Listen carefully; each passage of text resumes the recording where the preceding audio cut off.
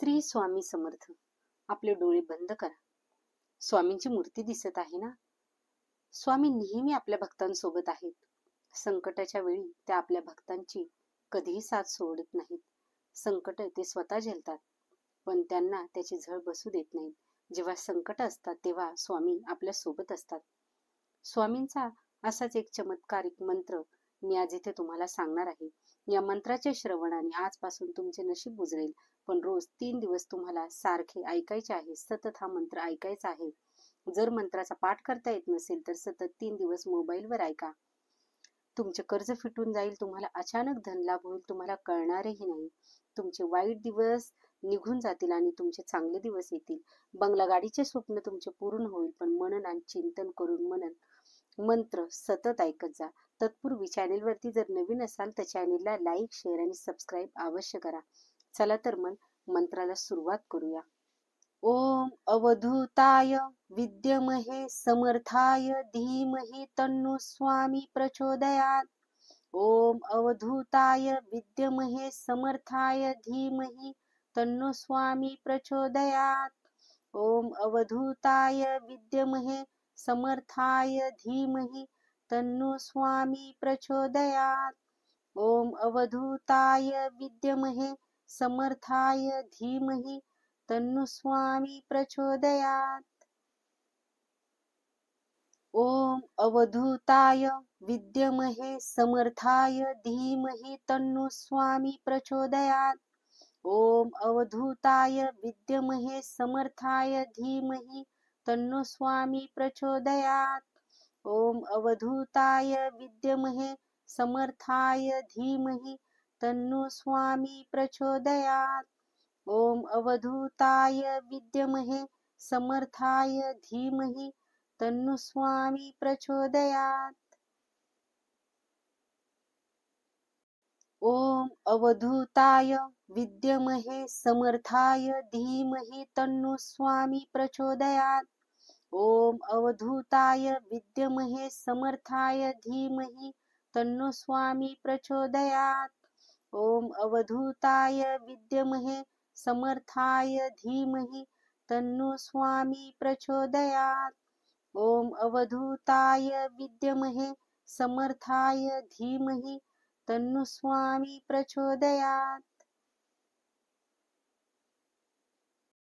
ओम अवधूताय विद्यमहे समर्थाय धीमहि तन्नो स्वामी प्रचोदयात्. ओम अवधूताय विद्यमहे समर्थाय धीमहि तन्नो स्वामी प्रचोदयात्. ओम अवधूताय विद्यमहे समर्थाय धीमहि तन्नो स्वामी प्रचोदयात्. ओम अवधूताय विद्यमहे समर्थाय धीमहि तन्नो स्वामी प्रचोदयात्. ओम अवधूताय विद्यमहे समर्थाय धीमहि तन्नो स्वामी प्रचोदयात्. ओम अवधूताय विद्यमहे समर्थाय धीमहि तन्नो स्वामी प्रचोदयात्. ओम अवधूताय विद्यमहे समर्थाय धीमहि तन्नो स्वामी प्रचोदयात्. ओम अवधूताय विद्यमहे समर्थाय धीमहि तन्नो स्वामी प्रचोदयात्. ओम अवधूताय विद्यमहे समर्थाय धीमहि तन्नो स्वामी प्रचोदयात्. ओम अवधूताय विद्यमहे समर्थाय धीमहि तन्नो स्वामी प्रचोदयात्. ओम अवधूताय विद्यमहे समर्थाय धीमहि तन्नो स्वामी प्रचोदयात्. ओम अवधूताय विद्यमहे समर्थाय धीमहि तन्नो स्वामी प्रचोदयात्. ओम अवधूताय विद्यमहे समर्थाय धीमहि तन्नो स्वामी प्रचोदयात्. ओम अवधूताय विद्यमहे समर्थाय धीमहि तन्नो स्वामी प्रचोदयात्. ओम अवधूताय विद्यमहे समर्थाय धीमहि तन्नो स्वामी प्रचोदयात्. ओम अवधूताय विद्यमहे समर्थाय धीमहि तन्नो स्वामी प्रचोदयात्। ओम अवधूताय विद्महे समर्थाय धीमहि तन्नो स्वामी प्रचोदयात्। ओम अवधूताय विद्महे समर्थाय धीमहि तन्नो स्वामी प्रचोदयात्। ओम अवधूताय विद्महे समर्थाय धीमहि तन्नो स्वामी प्रचोदयात्। ओम अवधूताय विद्महे समर्थाय धीमहि तन्नो स्वामी प्रचोदयात्। ओम अवधूताय विद्महे समर्थाय धीमहि तन्नो स्वामी प्रचोदयात्। ओम अवधूताय विद्महे समर्थाय धीमहि तन्नो स्वामी प्रचोदयात्। ओम अवधूताय विद्महे समर्थाय धीमहि तन्नो स्वामी प्रचोदयात्। ओम अवधूताय विद्महे समर्थाय धीमहि तन्नो स्वामी प्रचोदयात्।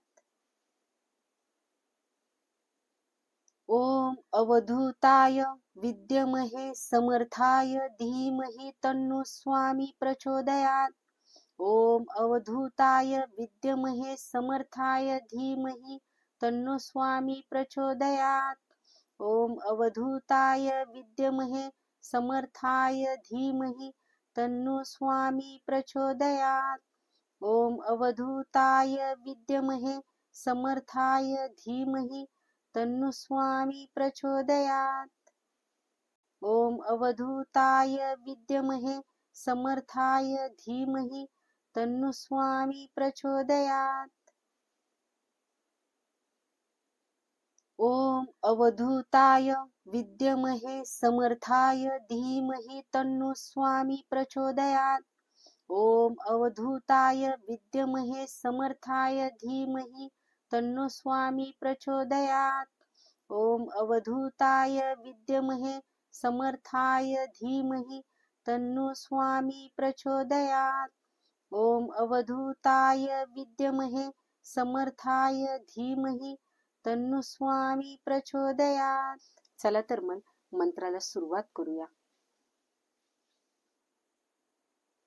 ओम अवधूताय विद्महे समर्थाय धीमहि तन्नो स्वामी प्रचोदयात्।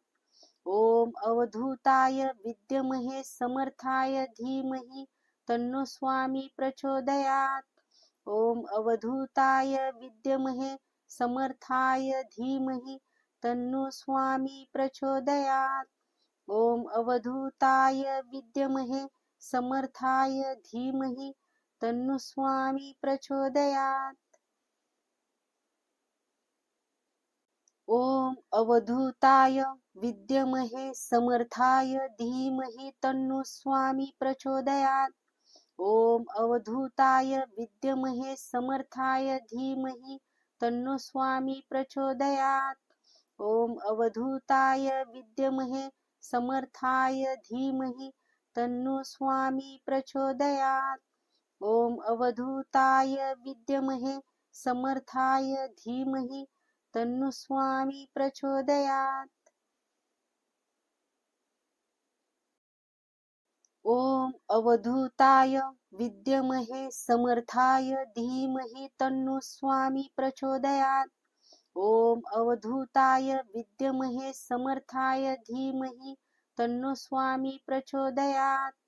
ओम अवधूताय विद्महे समर्थाय धीमहि तन्नो स्वामी प्रचोदयात्। ओम अवधूताय विद्महे समर्थाय धीमहि तन्नो स्वामी प्रचोदयात्। ओम अवधूताय विद्महे समर्थाय धीमहि तन्नो स्वामी प्रचोदयात्। ओम अवधूताय विद्महे समर्थाय धीमहि तन्नो स्वामी प्रचोदयात्।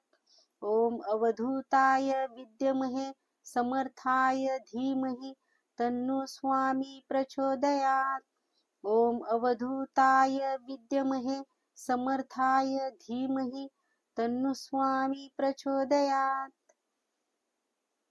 ओम अवधूताय विद्महे समर्थाय धीमहि तन्नो स्वामी प्रचोदयात्। ओम अवधूताय विद्महे समर्थाय धीमहि तन्नो स्वामी प्रचोदयात्। ओम अवधूताय विद्महे समर्थाय धीमहि तन्नो स्वामी प्रचोदयात्। ओम अवधूताय विद्महे समर्थाय धीमहि तन्नो स्वामी प्रचोदयात्। ओम अवधूताय विद्महे समर्थाय धीमहि तन्नो स्वामी प्रचोदयात्। ओम अवधूताय विद्महे समर्थाय धीमहि तन्नो स्वामी प्रचोदयात्। ओम अवधूताय विद्महे समर्थाय धीमहि तन्नो स्वामी प्रचोदयात्। ओम अवधूताय विद्महे समर्थाय अवधूताय विद्महे समर्थाय धीमहि तन्नो स्वामी प्रचोदयात्। ओम अवधूताय विद्महे समर्थाय धीमहि तन्नो स्वामी प्रचोदयात्। ओम अवधूताय विद्महे समर्थाय धीमहि तन्नो स्वामी प्रचोदयात्। ओम अवधूताय विद्महे समर्थाय धीमहि तन्नो स्वामी प्रचोदयात्। ओम अवधूताय विद्महे समर्थाय धीमहि तन्नो स्वामी प्रचोदयात्। ओम अवधूताय विद्महे समर्थाय धीमहि तन्नो स्वामी प्रचोदयात्। ओम अवधूताय विद्महे समर्थाय धीमहि तन्नो स्वामी प्रचोदयात्। ओम अवधूताय विद्महे समर्थाय धीमहि तन्नो स्वामी प्रचोदयात्। ओम अवधूताय विद्महे समर्थाय धीमहि तन्नो स्वामी प्रचोदयात्। ओम अवधूताय विद्महे समर्थाय धीमहि तन्नो स्वामी प्रचोदयात्। ओम अवधूताय विद्महे समर्थाय धीमहि तन्नो स्वामी प्रचोदयात्।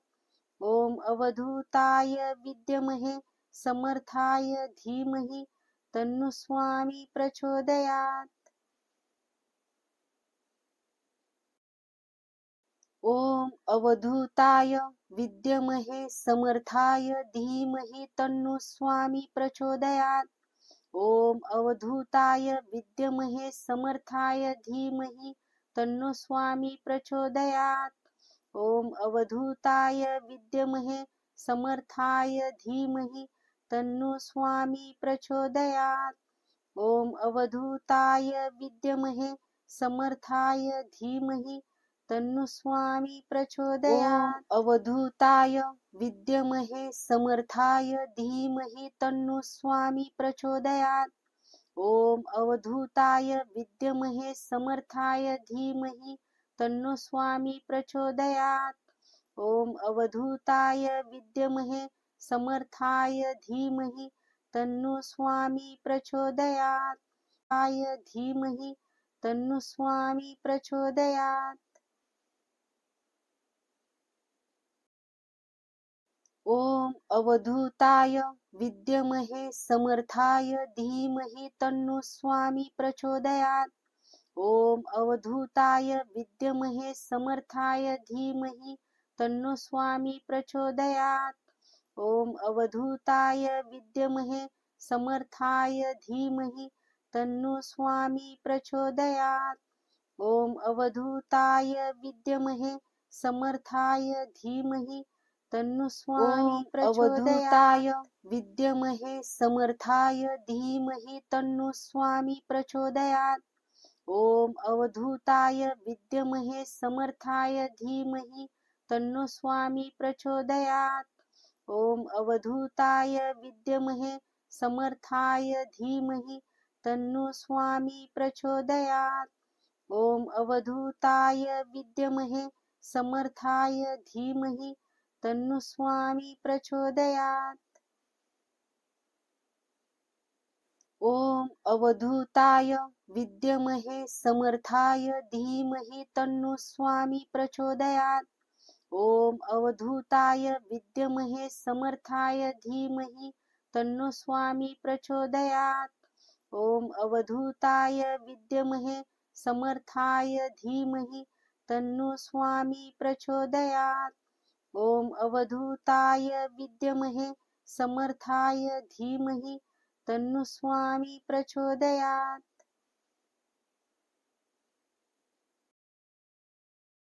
ओम अवधूताय विद्महे समर्थाय धीमहि तन्नो स्वामी प्रचोदयात्.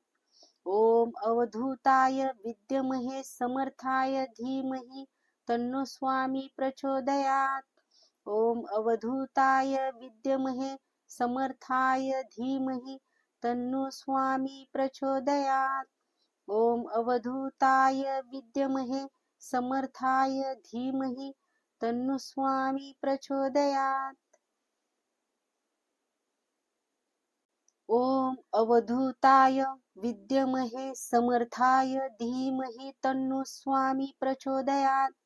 ओम अवधूताय विद्महे समर्थाय धीमहि तन्नो स्वामी प्रचोदयात्. ओम अवधूताय विद्महे समर्थाय धीमहि तन्नो स्वामी प्रचोदयात्. ओम अवधूताय विद्महे समर्थाय धीमहि तन्नो स्वामी प्रचोदयात्.